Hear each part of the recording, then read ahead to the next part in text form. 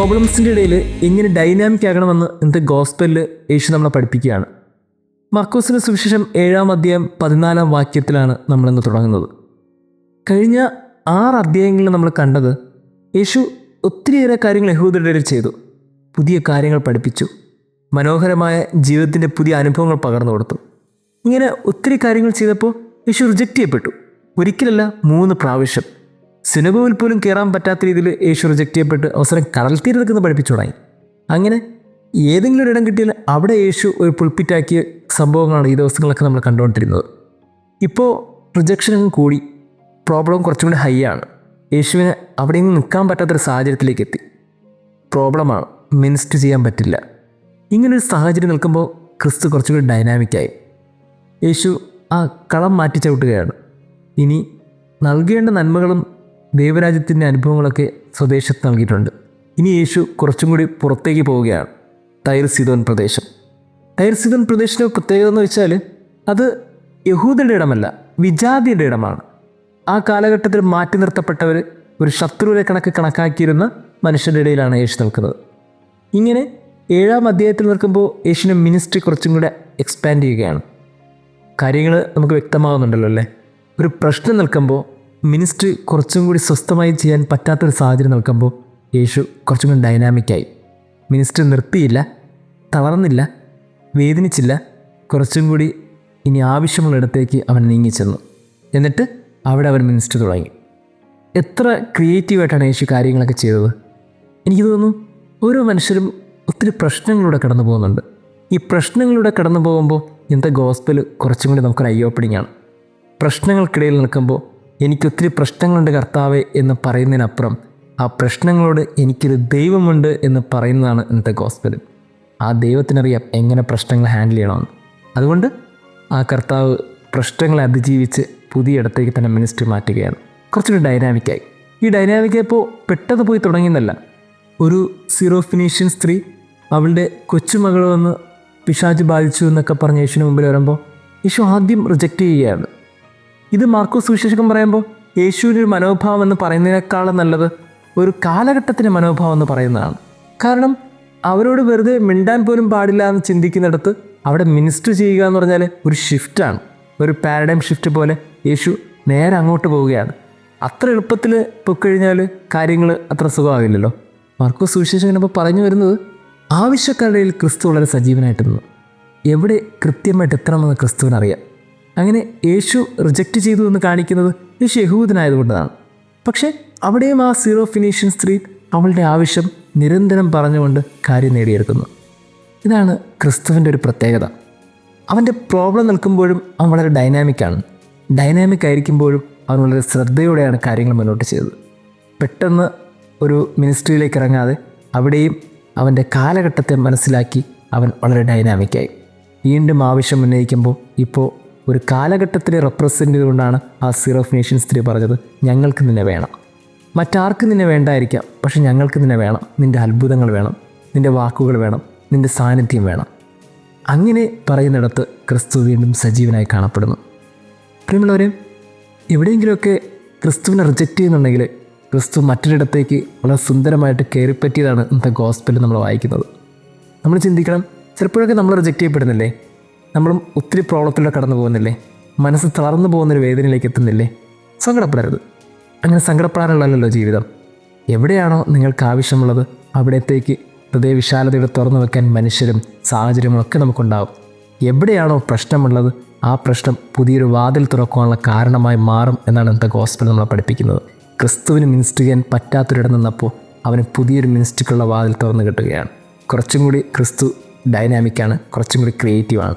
നമ്മുടെയും പ്രശ്നങ്ങളൊക്കെ മുമ്പിൽ നിൽക്കുമ്പോൾ ചിന്തിക്കേണ്ടത് ഇതോടുകൂടി എല്ലാം തീർന്നു എന്നല്ല, ഇതിൽ നിന്നെല്ലാം തുടങ്ങാൻ പോകുന്നു എന്നാണ്.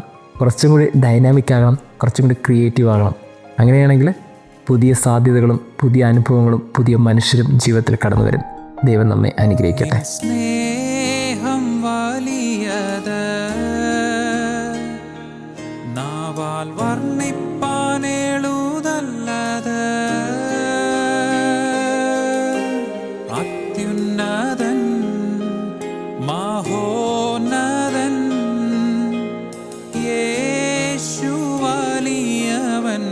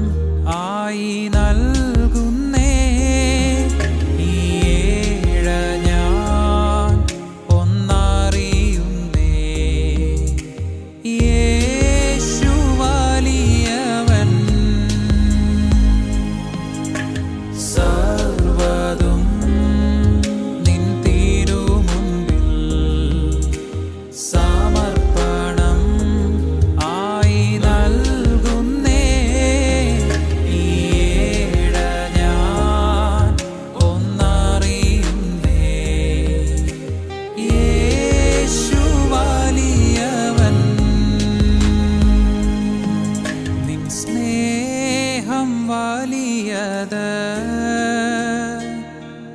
നാവാൽ വർണ്ണിപ്പാനെഴുതല്ലത് അത്യുന്നതൻ മഹോന്നതൻ യേശു വലിയവൻ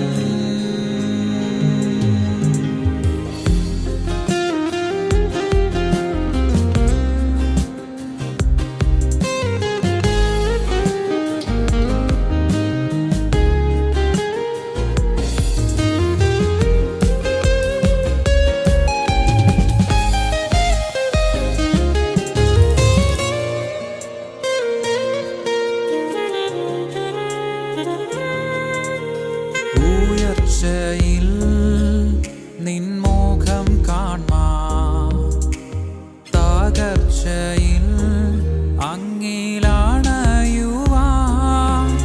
ഈ ഉലകിലൻ ആശ്രയം യേശു മാത്രമേ